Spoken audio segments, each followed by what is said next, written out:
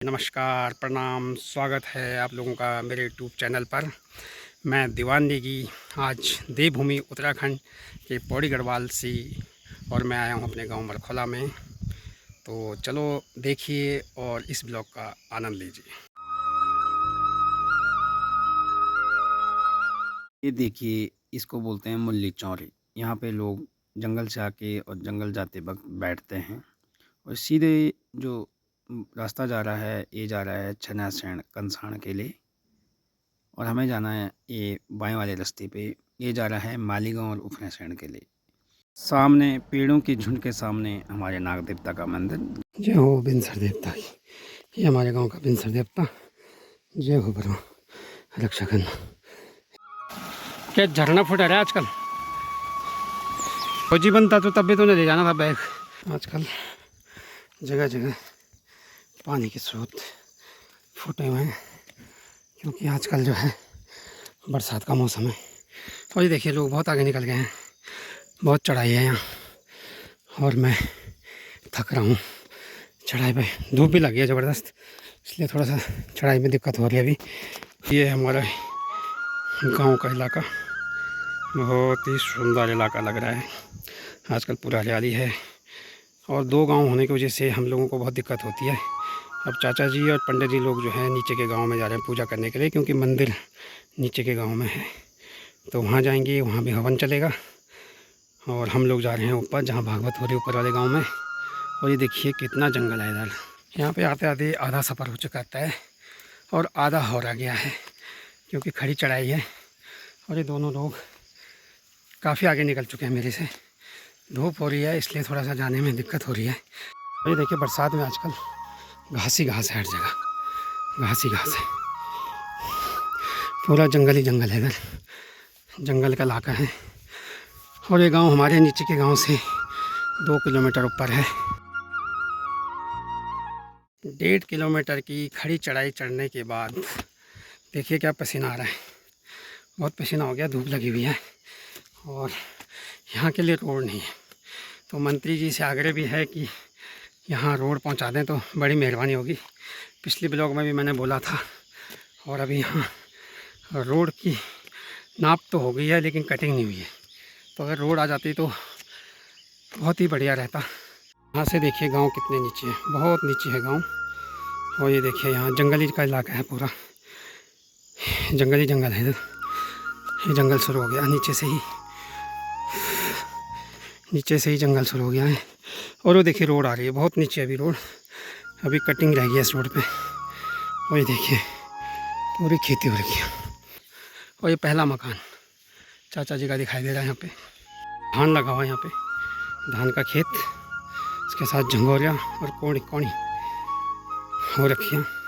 यह है ऊपर गांव जाने का रास्ता और इसको बोलते हैं झंगोरा। ये झंगोरा का खेत। जय नागराजा, आखिरकार पहुँच ही गए और देखे यहाँ पे श्रीमद् भागवत कथा को सुनते हैं। केशवाय नमः, माधवाय नमः, नारायणाय नमः।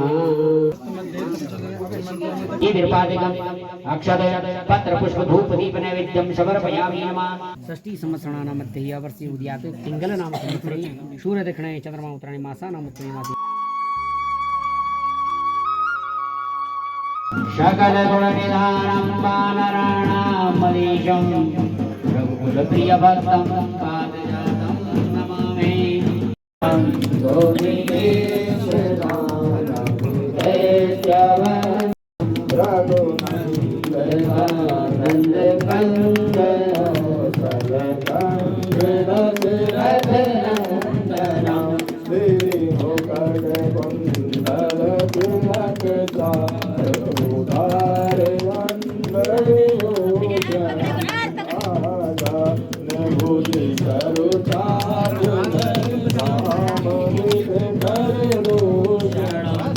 जय जय श्री राधेश्याम।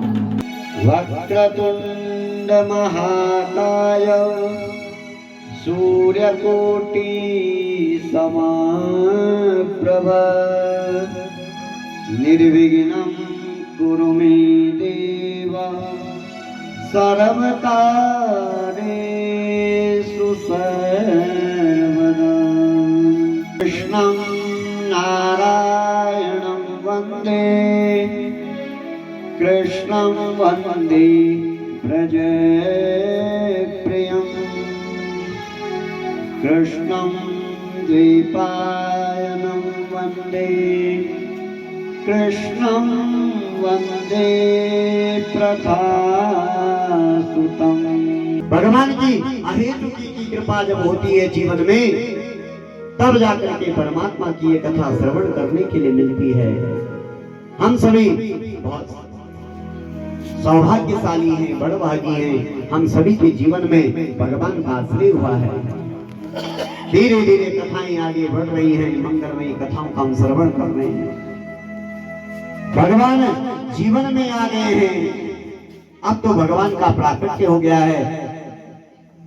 कल मैंने बताया था दसम स्कंद भगवान का हृदय स्थल है।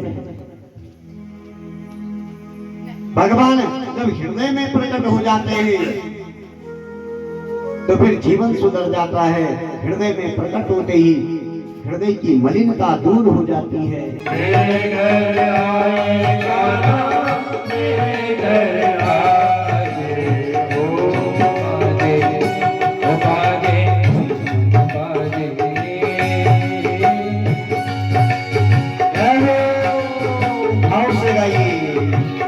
गोविंद जब जीवन में आ जाते हैं, सामने आ जाते हैं, भगवान सारे दुख दूर हो जाते हैं।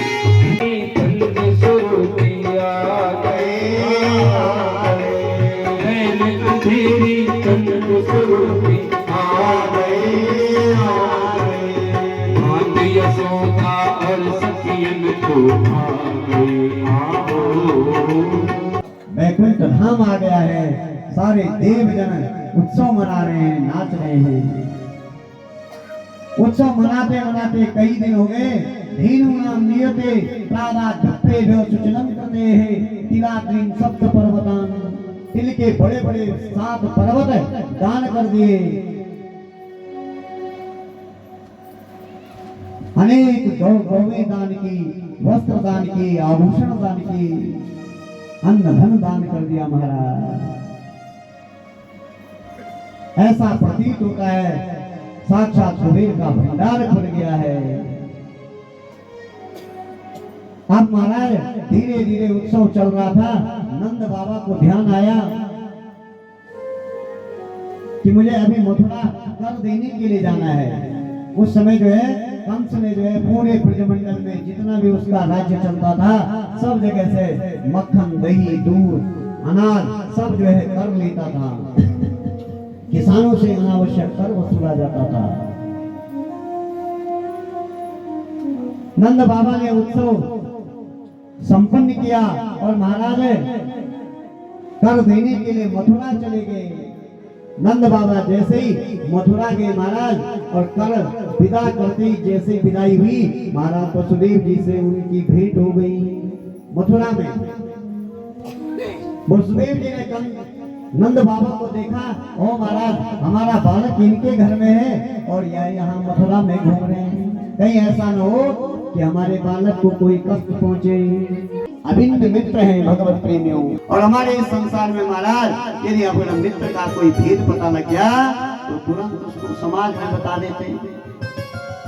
गुह्य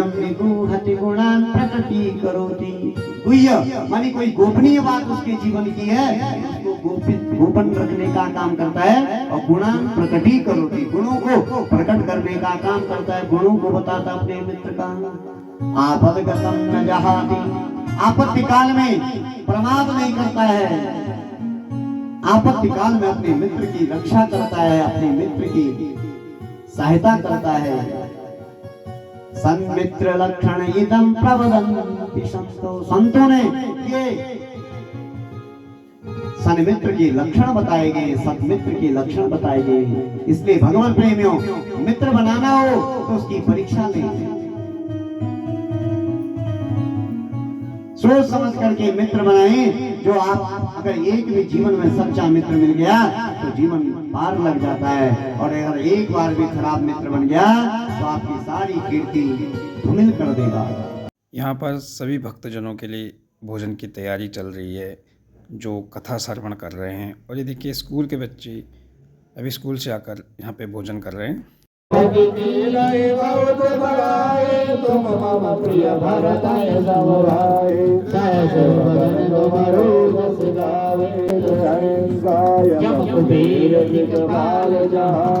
कभी को बिन नहीं सकेगा दुर्गम काज जगत के जेते सुगम अनुग्रह तुम्हारे देते राम दुआरे तुम रखवारे भूख न आज्ञा बिन पैसारे वो सब सुख लय तुम्हारी सरना रक्षक काहे को डरना आपन तेज समारो आपे तीनों लोक हांकते कांपे भगवान की जय आयुष्य प्राण समुखा कबीर